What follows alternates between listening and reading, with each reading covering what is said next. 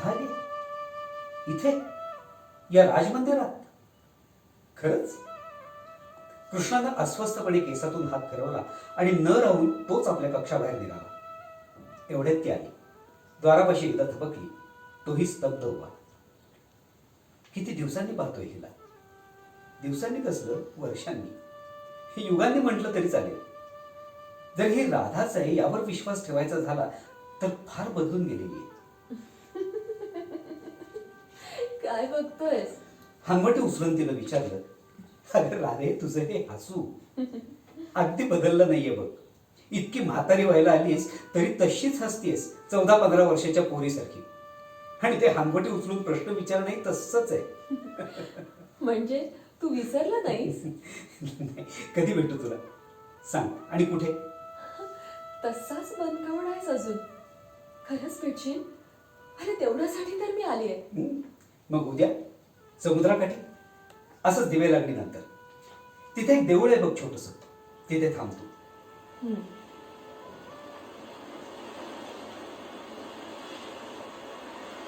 त्या लहानशा देवळात कोणीतरी दिवा लावला होता.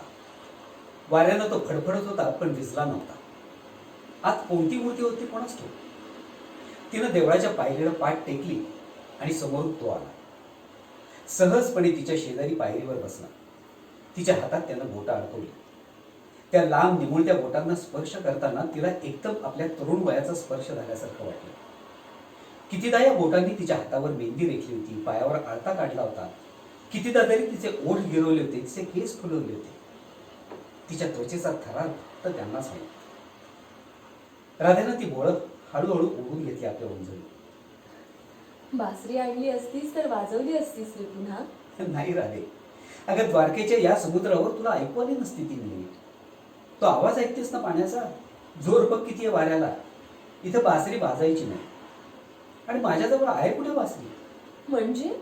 म्हणजे वेडाबाई, गोकुळातून निघालो तेव्हा तू ती जी हिसकावून घेतलीस त्यानंतर पुन्हा कधी बासरी आलीच नाही माझ्या हातात. आणि मग मला वाजवायची नव्हती म्हणून मीही नाही मिळवली फार अट्टाहासानं. माधवा, तुझ्या निघून जाण्यानं मागं केवढा आकांत उठला हे तुला कधी समजलं का रे नंतर? तपशील नाही कळला म्हणजे मी समजून नाही घेतला. खरंच जरुरी होती त्याची. हस्सा निर्दयी आहेस ना, हे जसं काही ठाऊक नव्हतंच मला. पण मग इथवर तरी का आले मी? का आले? राधे, सांग ना. आता केस पांढरे झाल्यानंतर, सगळं भोगून सोसून झाल्यानंतर मी का आले इतक्या लांब? हे तुला मी कशाला सांगायला हवं? आपण भेटणं तर भागच होतं. निदान मला तरी अपुरं आयुष्य घेऊन मरता आलं नसतं राणी. माझ्यापाशी काय राहिलंय रे तुझं? काय ठेवलंयस तू? राधा उसळली, उभी राहिली त्याच्या पुढ्यात, म्हणाली, घे बघून. हे सगळं दिलंय तुला. बाहेरचं दिलंय आणि आतलंही. आता मागे ठेवलंच काय आहेस? मी तुझ्या जगण्याची गोष्ट करतोय राधे. एकदा दिलं, सगळं दिलं सुधरून. पण मग मीही तुला दिलं ना, एक जिवंत लसलसत दुःख दिलं. ते कसं घेतलंस? कुठे ठेवलंस? त्याचं काय केलंस? कशी जगलीस त्याच्याबरोबर? मला या सगळ्या अनुभवांचं देणं आहेस तू अजून. तुला ठाऊक आहे रे सगळं. मला वाटलं नव्हतं, पण तुला सगळं समजलं होतं. होतं ना? समजलं असं खोटं कसं बोलू तुझ्याजवळ? सगळं नव्हतं समजलेलं, निदान तेव्हा तरी. पण मग पुढे निरनिराळ्या वळणांवरून मागे पाहताना मागच्या गोष्टींचे नवे नवे अर्थ पण कळत गेले. पुष्कळचं नंतरही उलगडलं. उदाहरणार्थ? अगं तुझ्याबद्दलच बोलतोय मी राधे. तुलाच ग बाई, तुलाच उलगडलं मी नंतर सुद्धा नव्यानं. कसं?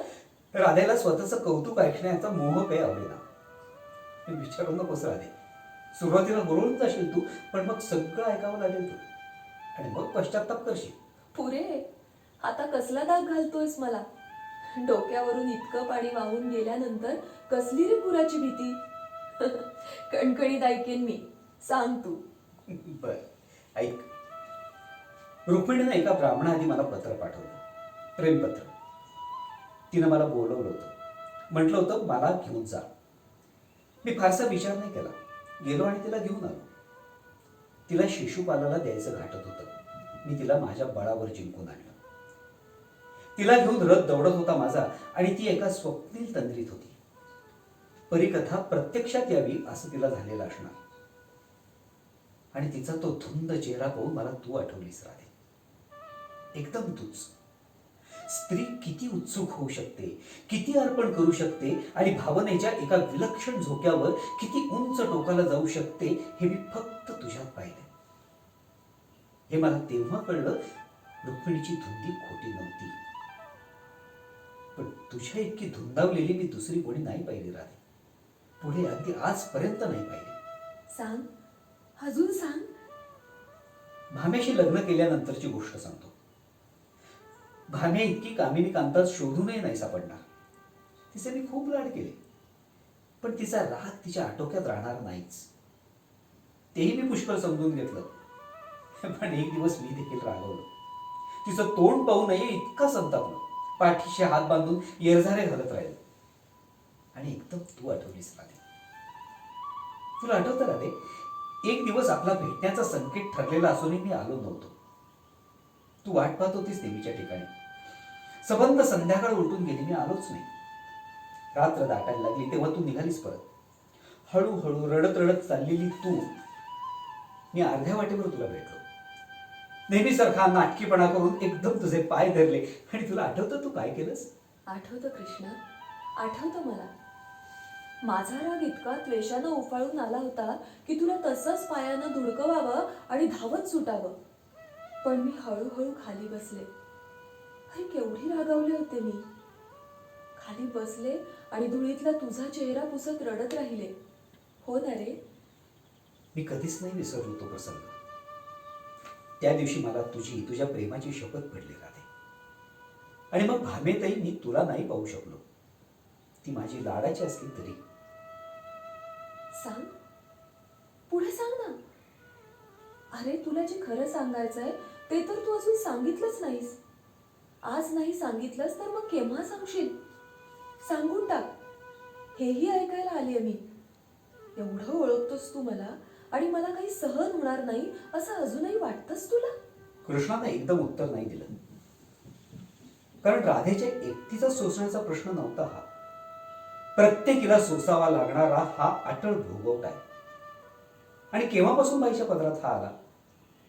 कदाचित सृष्टीचा जन्मच तसा झाला असणार आणि माती त्याची पहिली बळी असेल. किंवा कदाचित सर्जनाच्या वरदानाचीच ही दुसरी बाजू असेल, चटका लावणारी बाजू.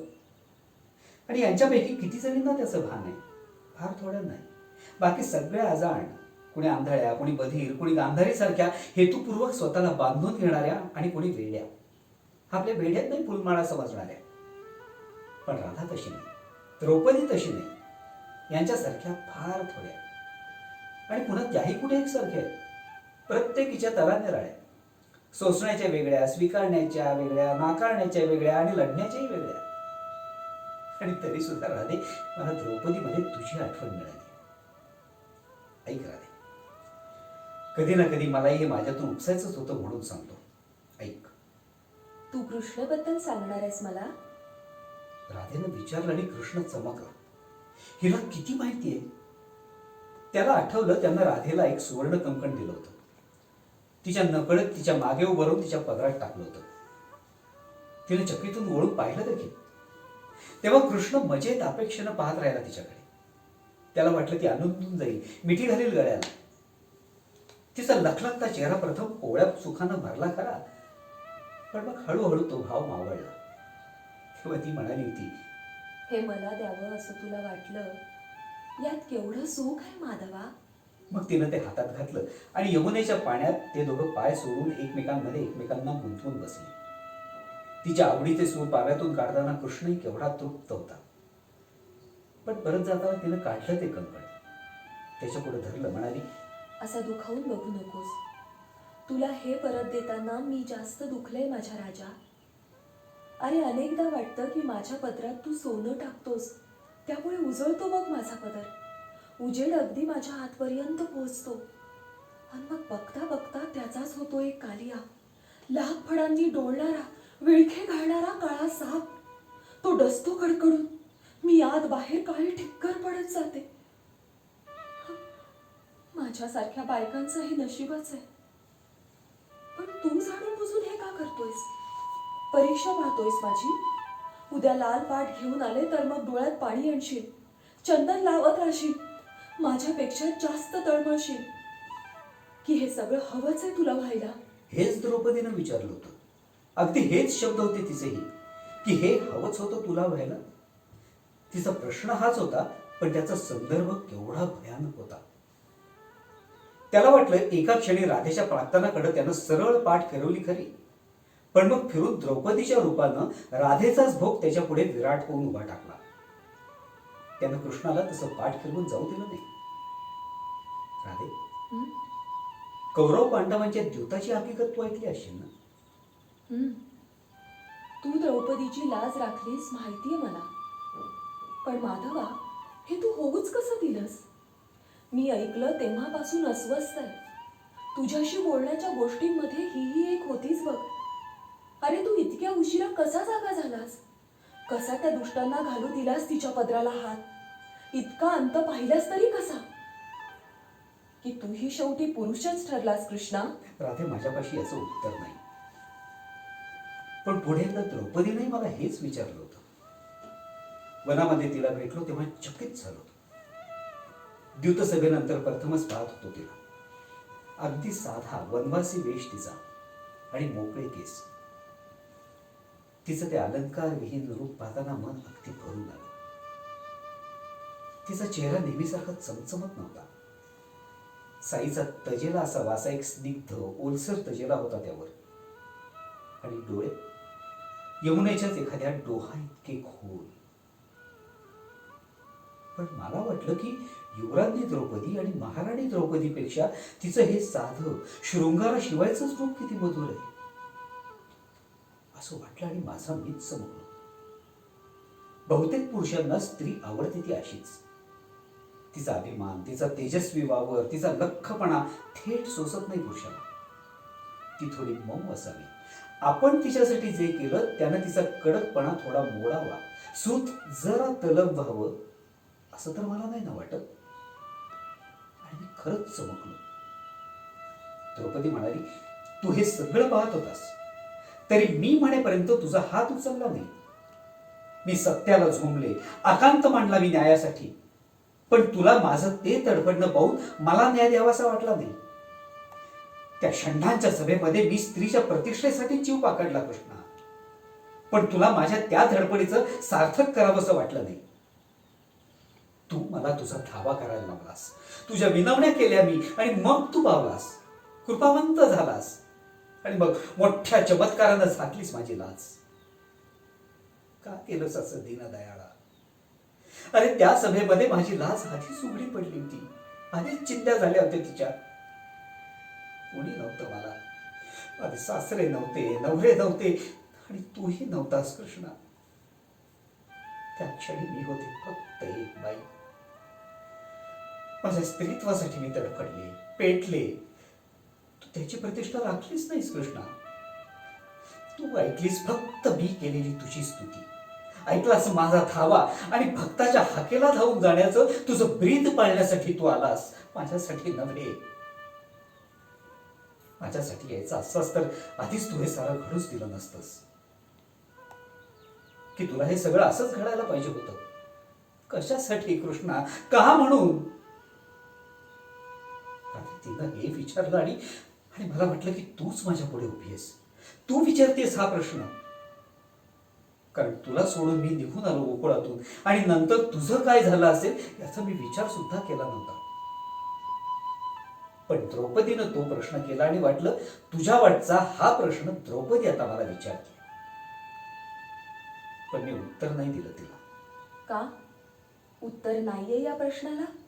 उत्तर आहे राधे, पण हे उत्तर बाईला स्वीकारता येत नाही, आणि सोसलेल्या बाईला ते स्वीकारण्याचं कारणही नाही, म्हणून ते उत्तर द्यायचं नसतं हे मला माहितीये. खूप गोष्टी तुझ्यामध्ये पूर्वीच्याच सापडतात मला अजून देखील. पूर्वीही असाच होतास. उत्तराची एक बाजू अशी फिरवून समोर आणायचास ना की वाटायचं हा प्रसंग अगदी असाच घडला असेल बघ. पण माधवा, इतक्या वर्षांनी मला एक गोष्ट मात्र समजून चुकलीये. वाटतं की इतर बाजू समजूनही फरक पडतच नसतो फारसा. घटना तर घडून गेलेली असते आणि तिला असंख्य बाजू असतात ही वस्तुस्थिती असते. दरवेळी आपल्याला कापतं नव्या बाजूच्या धारेनं. आणि शहाणं व्हायचं म्हणजे तरी नक्की काय रे? दरवेळी नवी बाजू नवी धार. पण जखमांचे अर्थ दरवेळी तेच नसतात राधिके. म्हणून मग त्या जखमेचं काय करायचं याचा निर्णयही दरवेळी वेगळा असतो. तिला नकार द्यायचा की स्वीकार करायचा, तिचा प्रतिशोध घ्यायचा की तिला क्षमा करायची, हे सगळं दरवेळी निराळं ठरतं. आणि ते ठरवताना मात्र त्यासाठी सर्वस्वी जबाबदार आपण असतो. आपण असं म्हणतोस. मग एक विचारू तुला. विचार. कृष्णाची लालूच कर्णाला दाखवलीस, त्याची जबाबदारी कुणाची रे? कृष्णाचे ओठ निशब्द हलले. राधे, मी चुकलो, मला क्षमा कर. मी कोण तुला क्षमा करणारी? अरे मी ऐकलं तेव्हा क्षणभर तिच्यापेक्षा स्वतःला भाग्यवान समजले. म्हटलं की माझ्याकडे वळूनही न पाहता गेलास. अरे पण माझ्या जवळ एक जुन्या क्षणांची पुरचुंडी होती दिवस काढायला. पण तिनं काय करावं? जिच्या केसांची आठवण ठेवून चिष्टाईला गेलास, जिच्या मनात आपल्या प्रेमाची खून दिव्यासारखी ठेवून निघालास, तिचाच की रे सौदा केलास. तिच्यासाठी हा अपमान केवढा असेल. आणि कृष्णा, तीही केवढी मोठी. तिने सगळं सहज बंद केलं मनात. तू दिली असशील सफाई, युद्ध, धर्म, राजनीती यांच्या मोठमोठ्या गोष्टी केल्या असशील. ती काय समजली नसेल? अरे जी द्यूत सभेतल्या तुझ्या चमत्काराचा अर्थ समजू शकते, तिला या प्रसंगाचा अर्थ समजलाच नसेल. पण तिनं तेही गिळलं माधवा. प्रेम फार जहरी असतं रे, फार कडू असतं गिळायला. मला विचार, तुला गिळता गिळता माझा रंगच बदलून गेलाय बघ. पाहतोयस ना? कृष्णानं तिचे हात ओढून घेतले आपल्या गळ्याशी. राधेचं गोरे पण खरंच पूर्वीसारखं राहिलं नाही. किती रापली ती, किती सुखी झाली तिची कातडी. तिच्या हातावर हलकी बोटं फिरवत कृष्णानं क्षणभर डोळे मिटून घेतले आणि त्याला वाटलं की आता ते उघडूच नयेत. तिच्या मांडीवर डोकं ठेवून शांतपणे डोळे मिटून पडलेल्या त्याच्या चेहऱ्याकडे राधा कुतूहलानं पाहत राहिली. का हसतीस ग राधे? काही नाही रे, तुझ्याकडे पाहताना खुळ्यासारखं काहीही वाटलं की आता तुझ्या चेहऱ्यावर जी जाण आली आहे ना, ती पाहून लोक आता तुझं रूप निश्चित करू शकतील. पूर्ण पुरुष म्हणून तुझं शिल्प घडवायला अगदी योग्य आहे बघ आता तुझा चेहरा. पण मला खुळीला या चेहऱ्याचं हसू येतंय. आणि पूर्वीच्या त्या तुझ्या अनिश्चित, हलत्या आणि बदलत्या नागडोळ्यांवरती किती जीव टाकलाय मी. मग होऊ का पुन्हा तसाच? वर छान चंद्र आहे पौर्णिमेचा, पाणी आहे शेजारी आणि रात्री आहे. एकटे होत आपण पुन्हा तसेच. माझी तर हरकत नाही पुन्हा प्रेम करायला. चेष्टा नको रे. आता तू जरी तसा झालास तरी मी झालीये जगून जगून जुनी. तुझं नवे पण सोसणार आहे का मला? आणि प्रेमच करायचंय तर ते करतोच की आपण. तुझ्या पूर्णत्वाचं मला हसू आलं ते मला नकोय म्हणून नव्हे. मला वाटलं की तुझ्या पूर्ण होण्याशी माझा अगदी संबंधच नाही राहिला. ही किती गमतीची गोष्ट आहे.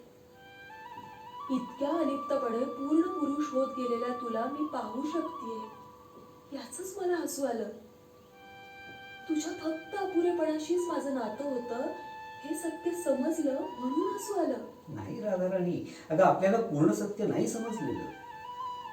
आपण पुन्हा एकच बाजू पाहतो घटनेची. आपलं स्वतंत्र जगणं अटळ आणि आवश्यक आहे हे तू जेव्हा सहज स्वीकारलंस ना, तेव्हाच माझ्या बरोबर पुरेपणाशी तुझाही वायदा होऊन गेला हे तुला कळलं नाही बहुधा. मग उरलं त्या एका बिंदूकडे आपापल्या आयुष्यातून सरकत जाणं. त्या बिंदूवर आपण भेटणारच होतो. मग हे जर तुला आधीच ठाऊक होतं तर मग चकित कसा झालास मी आल्याचं कळल्यावर? तो बिचारा प्रतिहारी म्हणाला, देव लगेच हात बोलवतायत तुम्हाला. आणि अगदी नवल वाटलं त्यांना तुमचं नाव सांगितल्यावर. कोण तुम्ही त्यांच्या? अगं मग सांगायचंच, मी पहिली बायको आहे त्याची आणि आपला वाटा मागायला आली हक्काचा. कृष्णा, अगं राधे, राधे मी चकित झालो वेगळ्या कारणानं. आपली भेट अटळ आहे याची कल्पना मला होती, पण तुला नव्हती. आणि स्वतः पुरेपणाच्या बिंदूवर आलो आहोत याची जाणीव देखील तुला नव्हती. अजूनही नाहीये, तरी तू आलीस म्हणून मला नवल वाटलं. राधे एक सांगू? खूप बोललास. आधी बोललेलं वाक्य परत घे. मी तुझी पहिली बायको कधीच नव्हते माधवा. इतक्या वर्षानंतर स्वतःला पूर्ण म्हणवताना तू माझं सगळं कोणत्या पातळीवर नेऊन ठेवतोयस हे समजतंय का तुला? थट्टेतही हे बोलू नये रे आपण. राधे राधे अगं दुखू नकोस, अशी रागू पण नकोस. आज फार वर्षांनी मी माझं मन मोकळं करतोय. इतका भोळा, इतका सरळ नाहीयेस तू. कधीच नव्हतास तसा. तू तर आता उट्ट काढलास. मी तुझ्या द्वारकेत असं येणं, तुझ्या राजमहालात तसं येऊन उभं राहणं, यानंच मी तुला दुखावलं. माहितीये मला ते. तू त्याचं उट्ट फेडलास. राधे कसली खेळ राहिली आता? तू अजून का जुने खेळ खेळतेस? होय रे श्रीरंगा, मी अजून खेळते जुने खेळ. लहानपणचे सगळे खेळ म्हातारपणी पुन्हा खेळावेसे वाटतात बघ. मी अजून कधीतरी सूर्य बुडाल्यानंतर जाते यमुनेवर. पाणी आणायचं नसतं आता. नुसतीच जाते. कदंबाखाली बसते थोडा वेळ. डोळे मिटले तिथे बसून की वाटतं कुठून तरी सख्यांचा आवाज येईल, साई सुट्ट्यो. मग मी उठेन, त्यांना शोधत जाईन इकडे तिकडे, आणि अचानक एखाद्या झाडामागून तूच पकडशील माझा हात, ओढून घेशील आणि नेशील तिकडे वेळून मध्ये. सख्या वेड्या लपलेल्या तशाच माझी चाहूल घेत, आणि मग मी राधे, मला कळतंय रे की असे भास होणं बरे नव्हे. पण कधी कधी वाटतं की अशा भासांच्या खेळात तेवढी मी खरीखुरी जगते. तिथल्या तेवढ्या आनंदावर इतर सगळं तरुण जातं. तुला नाही रे कधी असं होत? नाही राधे, तुझ्यापेक्षा किती वेगळा जगलो मी बघ. ते गाव, ती माणसं, ती यमुना, ते कुंजवन तुझ्यापासून दूर झालंच नाही कधी. तू तेवढ्यातच जगलीस आणि तेवढ्यातच वाढलीस. मी कुठे कुठे गेलो, किती वर खाली आलो, माझ्या सगळ्या जगण्याला व्यापून उरण्या एवढं गोकुळ मोठं नव्हतं राधे. आणि हे मी ओळखलं तेव्हाच मी त्याच्या भासातून सुटून गेलो होतो. तुझा विचार जेव्हा मी करायचे ना, तेव्हा फार बरं वाटायचं. मात्र थोडा हेवाही वाटायचा तुझा. वाटायचं तुझ्या बरोबर मीही गोकुळ सोडलं असतं तर काय झालं असतं. पण हे वाटणं काही खरं नव्हतं. मी काय केलं इतके दिवस माहितीये? मी माझं मन पाठवून दिलं तुझ्या बरोबर. दरवेळी तुझ्याबद्दल काही ऐकलं की तुझ्या वागण्याचे, बोलण्याचे, प्रतिक्रियांचे अर्थ लावायचे. मनानंच तुझं मन जाणून बघायचे. एक एकदा वाटायचं तू दुष्ट. हे सगळं मी जवळून अनुभवलं असतं जर तू मला तुझ्या सोबत घेऊन गेला असतास तर. आणि असतीस तू. तू गेलास तेव्हा दुःखानं असा फोडला होता ना जीव की दरवेळी नव्या उमाळ्यानं वाटायचं मी धावलेच असते. पण मग नंतर भर ओसरला, पिसेपणा कमी झाला. मग कळलं की माझी मुळं तर गोकुळातच आहेत. ती उचलून मी कुठे रुजायला जाणार. तू तर आभाळासारखा होतास. जिथे जाऊ तिथे असणारच होतास. कितीही वाढू शकणारा होतास. मी आपली भुईची वेल. मला तुझ्या ऊन वाऱ्याचा स्पर्श पुरे. मी आले नसते रे, मुळीच आले नसते मी. चल राधे, जरा पाय मोकळे करू. अवघडली असेल ना बसून बसून. राधा त्याचा हात धरत उठली. मंद चमकणाऱ्या वाळूमधून दोघं मूकपणानं चालत राहिली. आणि त्याच वेळी तिच्या मनात अनायाबरोबरचा असाच एक प्रवास जागा झाला. तेव्हा कृष्ण गोकुळातून नुकताच निघून गेला होता. म्हणजे जणू राधा अनाथ झाली होती. तिला ना नवरा ना प्रियकर अशी जणू तिची परवड झाली असं वाटून तिच्याविषयी पुन्हा एकदा राळ उठली. तेव्हाच एकदा ती अनायाबरोबर तिच्या नवऱ्याबरोबर मथुरेला गेली होती. बाजारहाट करून परतताना पुष्कळ उशीर झाला होता. इतक्या उशिरा नवऱ्याबरोबर यमुनेकाठी चालण्याची तिची बहुधा ही पहिलीच वेळ असेल. तो चालता चालता बोलत होता आणि बाजूनं वाहणारं यमुनेचं पाणी त्याच्या बोलण्याला मंद ताल धरत होतं. एकाएकी राधेला त्याची तिच्यासाठी चाललेली धडपड कळून आली. तिनं अवाक होऊन त्याच्याकडे पाहिलं आणि तो समजुतीनं हसला. अगदी मऊपणं त्यानं तिच्या खांद्यावर हात ठेवला आणि तिच्या काळजात काहीतरी लक्कन हल्लं. आत्ता तिला अनयाची आठवण झाली आणि वाटलं अनयामध्ये आपण पुन्हा कृष्णाला पाण्याचा अट्टहास केला नाही हे आपलं शहाणपण खरं. राधे, एक सांगशील, मधल्या इतक्या वर्षात सुखी होतीस? त्या प्रश्नातल्या बालिशपणामुळे राधा थक्क झाली. हा प्रश्न तिचा माधव तिला विचारू शकतो हेच मुळे तिला पटेना. राधे, मी विचारतोय तुला, तू सुखी होतीस मधल्या काळात? कसला तुझा प्रश्न रे? मी सुखी होतेही आणि नव्हतेही. तुला काय वाटलं, तू मला सोडून ताडकन निघून गेलास एक दिवस म्हणून मी अखंड तुझ्यासाठी रडत राहिले असेल, की तुला विसरून पुन्हा अनयच्या घरात रमून गेले असेल? पण माझ्यासाठी दोन्ही गोष्टी अशक्य होत्या माधवा, हे तुलाही ठाऊक आहे ना? कारण माझ्यासाठी अनयचं उबदार मन हे एक वास्तव होतं. तुझं दाट निळं प्रेम हेही एक वास्तवच होतं.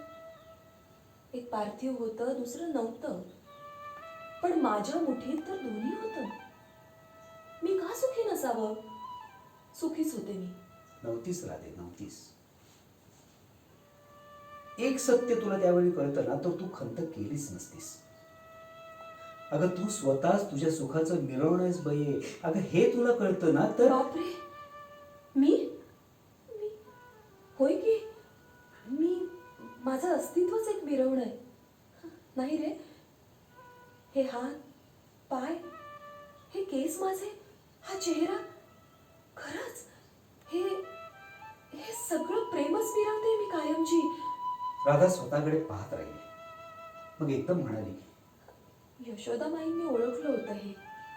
आईनं? हो, तेव्हा ती मरणाच्या दारात होती कृष्णा. सगळे भेटून जात होते. मी गेले तेव्हा तिनं ओढून जवळ घेतलं मला. काही वेळ नुसतीच बसून होते. इतकी वाळली होती रे माई की क्षणभर वाटलं जिवंत तरी का म्हणायचं हिला. राधिके, हो रे. मला म्हणाली, पोरी, लक्षात ठेव, एक तू आणि एक मी, त्याला आपल्याशिवाय जगात दुसरं कुणी त्याचं म्हणून नाही. मी काही त्याला परत पाहणार नाही, इच्छाच नाही उरली. पण तुला जर कधी काळी वाटलं त्याला बघावंसं, तर पाय मागे घेऊ नकोस, मान अपमान ठेवू नकोस. लक्षात ठेव की ते उपकार नसतील त्याचे. त्याला भेटलीस तर त्यालाच सुखानं मरता येईल.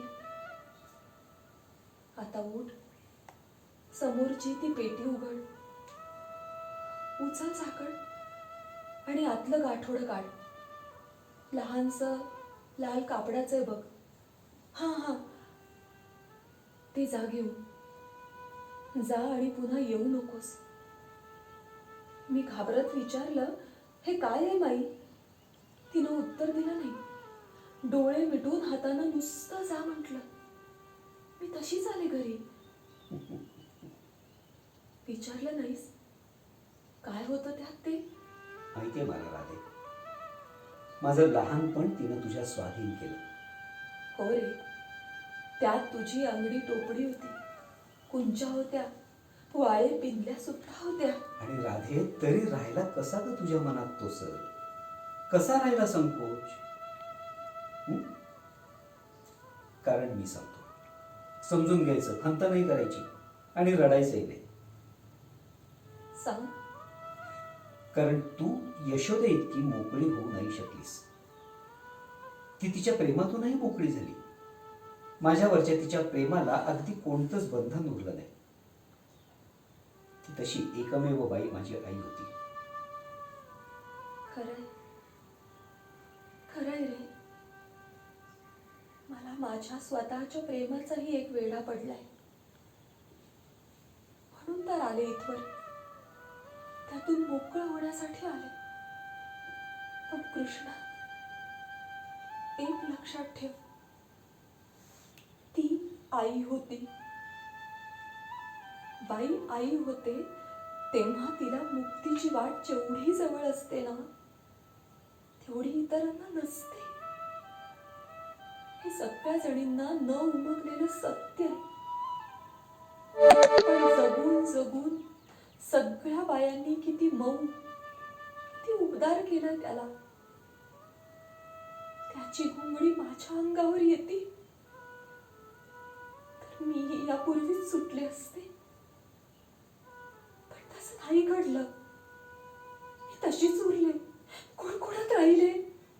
राधे, दुःखाची नस किती थाड थाड उडू लागली हिच्या शब्दात. कृष्णाच्या सांत्वनाच्या हाकेनं राधा आणखीन दुखरी झाली. यशोदेनं दिलेलं ते गाठोडं किती रात्री तिनं उशाशी घेतलं होतं त्याची आठवण तिला झाली आणि तळमळून ती मनोमन म्हणाली, पुढच्या जन्मी पोटी ये कृष्णा. जणू हा उपचार जाणल्यासारखं कृष्णानं तिच्याकडे पाहिलं.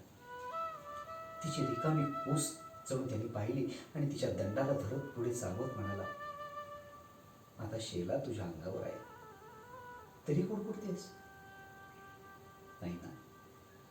मग आता शांत हो राणी, मी आहे ना तुला, मी आहे.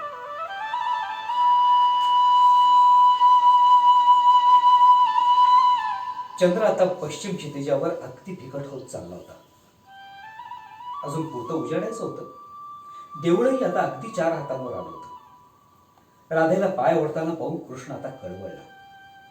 उचलून घेऊ का तुला पूर्वीसारखं असं म्हणाले देखील, पण तिनं हातानंच नको म्हटलं.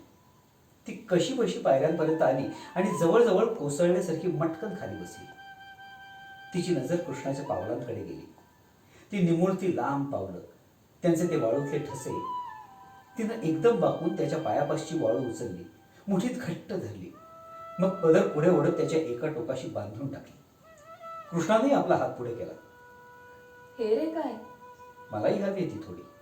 रुक्मिणीला तसं वचन देऊन आलोय मी. कसलं? समुद्रावरची वाळू आणायचं? तुला तिच्या भेटीला नेन असं मी वचन दिलं होतं. श्रीरंगा, राधे, राधे, पुन्हा अशा वेगवेगळ्या नावांनी मला वेल्हाळ हाका नको का घालूस? द्वारकेचा हा समुद्र माझ्यासाठी कोरा राहू दे. इतका हळवा झालायस तर येतोस पुन्हा गोकुळात? चल. कोणता भाव आहे या सुचवण्यामागे? कृष्णाला ते कळलंच नाही. तो खाली वाकला. तिचा चेहरा ओंजळीत धरून क्षणभर उभा राहिला. मग सोडून दिलं त्यानं तिला. तिनं हात उंचावले, त्याचा शेला पुन्हा त्याच्या खांद्यावर दिला आणि त्याच्या हाताची मूठ मिटत म्हणाली, वाळू नाही, पण ही शिंपली मिळाली आहे बघ छानशी, ही जागी हो. त्यानं तळवा पसरला. एक किंचित गुलाबी झाकेची चिमुकली जोड शिंपली त्याच्या हातावर होती. डोळे मिटून काहीतरी मोठं त्यानं आत परतवलं आणि म्हणाला, येतो राधे. निरोप मी घ्यायचाय कृष्णा.